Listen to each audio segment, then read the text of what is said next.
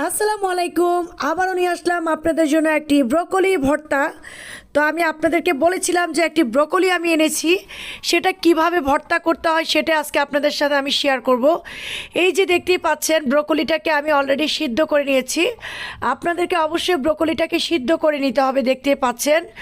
তারপর আমি নিয়েছি এখানে একটি মাছ ভাজি, তবে তেলাপিয়া মাছ ভাজি দিয়ে আমি ব্রোকলি ভাজিটা করি, ভর্তা করি, খুবই ভালো লাগে। এই যে দেখেন, রসুনকে আমি তেলের মধ্যে ভেজে নিয়েছি, তারপর এখানে পেঁয়াজ নিয়েছি কুচি করে, তারপর নিয়েছি শুকনা মরিচ টেলে নিয়েছি, তারপর ধনেপাতা নিয়েছি, এরপরে রেখেছি আমি সরিষার তেল, দেখতে পাচ্ছেন। তো আপনারা দেখুন আমি কিভাবে ব্রোকলি ভর্তাটা করি, তো একটু দেখলে বুঝতে পারবেন। যারা খান নাই আর যারা খেয়েছেন তারা তো খেয়েছেন, আর অনেকে খান নাই, তো ভর্তাটাই বেশিরভাগ ভালো লাগে। তো এই যে দেখুন, রান্নার চেয়ে কিন্তু ভর্তাটা টেস্ট বেশি। তো আমি এর মধ্যে দেখতে পাচ্ছেন মাছটাকে সুন্দর করে কাটা বেছে নিচ্ছি, যদিও বা তেলাপিয়া মাছে অতটা কাটা নেই।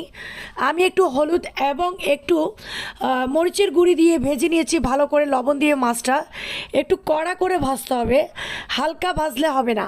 তো এই যে দেখুন আমি সুন্দরভাবে কাটা ছাড়িয়ে নিচ্ছি মাছটা থেকে। ভালো করে দেখুন, মাছ থেকে কিন্তু অলরেডি কাটা বাছা হয়ে গেছে আমার। তো আপনারা দেখুন আমি কিভাবে ব্রোকলি ভর্তাটা করি। আর ব্রোকলিটা কিন্তু অনেক হেলদি একটা খাবার, এটাকে বলা হয়, এটা আসলে প্রথম যখন ছিল তখন এটা বাইরে বিদেশে এটা খাইতো মানুষ, যেটাকে বলা হয় সবুজ ফুলকপি, কিন্তু বিদেশে এটার নাম দিয়েছে ব্রোকলি। তো যাই হোক, এই যে দেখতে পাচ্ছেন আমি কিন্তু অলরেডি মাছটা কাটা ছাড়িয়ে নেওয়া আমার কমপ্লিট হয়ে গেছে। তো এর মধ্যে দেখুন, এই যে দেখুন আমি মাছটা দেখতে পাচ্ছেন।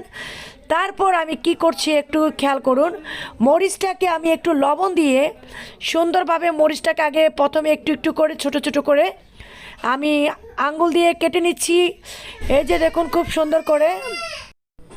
তো আমি এত ঝাল দিব না, কেননা আমার হাজব্যান্ড আমার বাচ্চারা ঝাল খায় না, আমি এই ঝাল খাই, কিন্তু কিছু করার নাই, যেহেতু বাসায় জামাই আর বাচ্চা তারা ঝাল খায় না, তাই আমি 3টা শুকনা মরিচ দিয়েছি। এটা কিন্তু অতিরিক্ত ঝাল যে মরিচটা সেটাই। তো আপনারা চেষ্টা করবেন আরও 2-3টা মরিচ বাড়তি দেওয়ার জন্য। তো আমি একটু লবণ দিয়ে সুন্দরভাবে আমি মেখে নিচ্ছি কসলায় কসলায় রসুন ভাজা, পেঁয়াজ এবং শুকনা মরিচ। রসুনগুলোকে হাত দিয়ে ভালো করে পিষে নেবেন। তারপর দিয়ে দিলাম ধনেপাতা।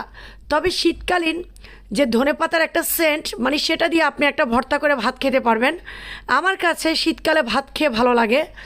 এই যে দেখুন আমি খুব সুন্দর করে কসলা নিচ্ছি, দেখতে পাচ্ছেন। আমি এই যে কসলানো হয়ে গেছে, বেশি নরম করা যাবে না, বেশি নরম করলে সেটা আবার মুখে লাগবে না। তারপরে এই যে দেখুন সরিষার তেল নিয়ে নিচ্ছি, রাঁধুনির সরিষার তেল। এই যে দেখুন আপনার যেতটুকু প্রয়োজন অতটুকু নিয়ে নেবেন সরিষার তেল, তারপর একটু মেখে নেবেন।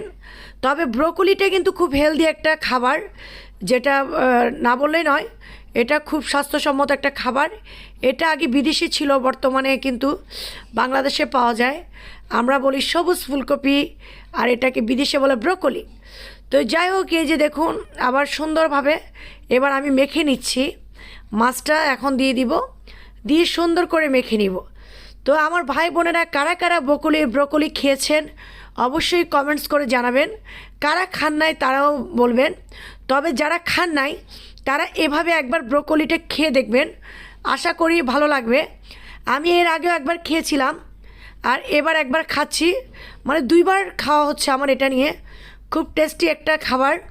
তো চেষ্টা করবেন আর একটু মরিচ বাড়িয়ে দেওয়ার জন্য। একটু ঝাল ঝাল হলে যে কোনো ভর্তায় কিন্তু খুব ভালো লাগে, বিশেষ করে আমার কাছে অনেক ভালো লাগে। তো আমি একটু মুখে দিয়ে দেখলাম যে কমপ্লিট হয়ে গেছে, মাশাল্লাহ, সেই স্বাদ।